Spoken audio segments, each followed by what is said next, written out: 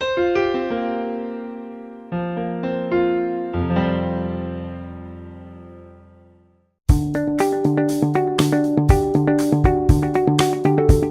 of the fastest growing areas of philanthropy are donor advised funds managed by private wealth companies. How can you raise money from these donor advised funds? Hi, I'm Bill Stanczykiewicz, and this is the first day from the fundraising school. I'm joined today by Mary Jovanovich. Mary leads the donor advised fund effort for Schwab Charitable in the eastern half of the United States. So Mary, thanks so much for being with us. You have seen a huge growth in donor advised funds, especially after the new federal tax laws came in place at the end of 2017. What have you seen? That's correct. Thank you, Bill, for having me here today. I'm really proud to be here. 2017 was a tremendous year for giving, especially after tax reform. I can tell you my own personal experience at Schwab Charitable. From July until December, we had opened up over 10,000 accounts. 7,000 of those accounts came in December because of tax reform and the pending changes. So we were very, very busy, very long nights. In some cases, I was actually working from 7 a.m. until 2:30 in the morning to get some things done for our donors, but it was well worth it. And of course, fundraisers want to know why. Why are people who are philanthropically active starting these donor advised funds in the for-profit sector? I think the main reason is because of the affordability. It only requires $5,000 at Schwab to open up the account. Our grant minimum is $50, so it enables you, the donor, to be very effective and efficient with your giving. You can do all of your giving in one account. You no longer have to keep those records. We keep it all online for you. So it's tax smart, it's efficient, and it's very affordable. So the donor makes one gift or several gifts into a donor advised fund and builds up a sum. But this is so different than if I'm sitting down in my house and writing lots of checks to people. What do your customers, clients tell you in terms of how it helps them with their charitable giving to do so through a DAF? Well, one of the things that we saw as a result of the tax reform is something that some organizations refer to as bunching or charitable front-loading. And what that enables a person to do, let's say, for example, they know that they always give $2,000 annually.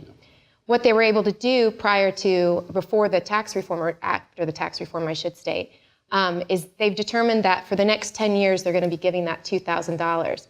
So now what they did is in 2017, while the tax rates were higher, they put in $20,000, and now that gives them the ability to take the deduction in this year, 2017's tax year, but now they have the ability to give that money out over time. When, where, and how much is based on their schedule and not an IRS schedule of December 31st anymore. And that's a great example for somebody if they had $20,000. I also understand the front loading or the bunching is involved. Let's say my family and I give $8,000 to $10,000 a year, then I might set that aside in a savings account every year for 3 years, get over that $25,000 itemization limit, and now make one big donation into my DAF, get the tax write-off, and then I can just make my gifts from the DAF moving forward. Are we starting to see that in the marketplace? And another opportunity is, let's say, for example, you come into a large inheritance or you sell a business. That's typically not happening every single year in your life.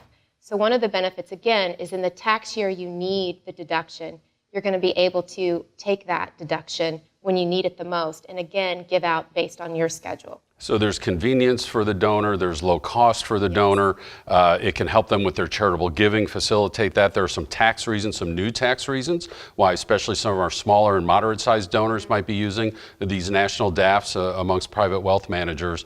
What about in terms of the grants going out and the gifts going out? Because you and I have talked about this before. Fundraisers are really concerned that these DAFs have become a parking lot, that the money just sits there. I have my tax advantage, really no incentive to have the dollars go out the door, but you're seeing something very different in reality. So I can just give you some recent statistics that we announced yesterday on our website. Our charitable granting, our donors, we saw a 35% increase in more donations going out in 2017 than we did in 2016. Again, I can tell you that in 2016, we took in $3 billion in new contributions, but our donors turned right back around and gave out $1.6 billion. So we're definitely not a parking lot. Our donors are very encouraged we encourage them to give, and they are very philanthropic with their giving. Do you have a policy on trying to get them to give? From what I understand, some of the hosts of these donor advised funds are saying, hey, if we see the money sitting idle for a while, we're going to tap you on the shoulder and remind you. Is that happening at Schwab, or do you just see that in the broader marketplace? Well, we do have a policy where if you haven't given any money in 3 years, we are going to reach out to you, because we do want to encourage granting. And then, God forbid, something's happened to you and nobody's notified us, because remember, it is an irrevocable gift. The funds don't belong to you anymore. Something's happened to you, we will immediately enact your succession planning. So, Mary, what advice do you have for fundraisers? And we would be clear with our audience, Mary is philanthropically active herself. She serves on boards. She helps fundraise for those boards. She's very interested, obviously, in those nonprofits doing well in the philanthropic sector overall. You know, back in the day when I thought about a DAF at a community foundation, they have program officers who can meet with me. Sometimes in the commercial sector, it feels like there's a wall for the fundraiser to be able to access the potential for those gifts. What advice do you have for fundraisers? So 2 things. First and foremost, if you're not asking your donors to use donor advised fund accounts, or you're not asking if they have one, start asking that question, because I can assure you that you're going to get more donations as a result.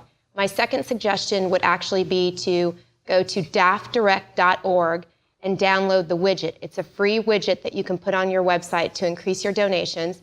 It's free to you. Technology support is provided by dafdirect.org, and then it will enable you to get 100% of a donation versus credit cards, which charge merchant service fees. Those are my 2 suggestions. So as we do any donor research, and we look in at the fundraising school, we teach about, finding out certainly about a person's demographics. We try to know about their giving history, their wealth, who their relationships are, things of that nature. It sounds like we also need to see if we can find out if these folks have a donor advised fund. And, Mary, we encourage fundraisers to just be very candid with prospective donors to learn about them. Is it out of bounds to ask a person, do you have a donor advised fund? I don't think so at all. I wouldn't be offended. I have one, and if you asked me, I would tell you yes. And so where do you see this now moving forward? When you say that, you opened 7,000 of these funds in December alone, it looks like the trend is starting to gain exponentially. Do you see this as a huge growth trend over the next several years in our sector? I hope so.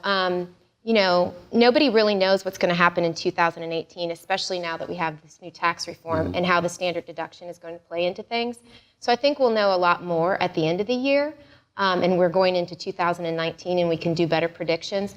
One of the things that we've talked about is we think that what could occur are that people might start utilizing the standardized deduction, but then go back to itemizing. So there could be a rotation that takes place, maybe 3 years of the deduction and then 1 year of itemization. So that's the potential that we think could happen. And while we have a couple of minutes left here, there's also some nitty-gritty things here too. So if I'm a fundraiser and a donor provides me with a generous gift through a donor advised fund, who gets the thank you letter? Oh, right? Well, donors have the ability to, 1, remain anonymous. They have the ability to just give their name, or they have the ability to give their name and an address. So I believe that if a name and an address is on there, by all means, go ahead and send them a thank you. The one thing that you don't have to do is issue them a tax receipt, because that's already been taken care of by Schwab Charitable or their sponsoring organization. If you don't have the address and all of you have is the name, that donor's chosen not to provide that, so don't feel necessary to try to find that person. They've made a choice not to give their information out. So unlike the foundation world where we can go online and find out information about a foundation, you're not going to go find out about DAFs and then find the donors. You still need to do your donor recruitment, building relationships with your donors, cultivating those relationships over time, and then finding out if that donor does have a donor advised fund. And what we've also learned about these funds is it's rarely the only charitable vehicle that people utilize. They have their own dollars. They might just write a check, give cash, give through a credit card. Some of them are still also utilizing community foundations. Some of them still have their own family foundations, and then they decide which gift comes from where. So it's just part of your donor research moving forward to keep in mind this growing trend of donor advised funds, including in the for-profit sector. Of course, information like this is available in all of our courses from the Fundraising School, which you can find online at our website at philanthropy.org. support.iupui.edu. And we also have quarterly webinars that are just $19.74, marking the year we were founded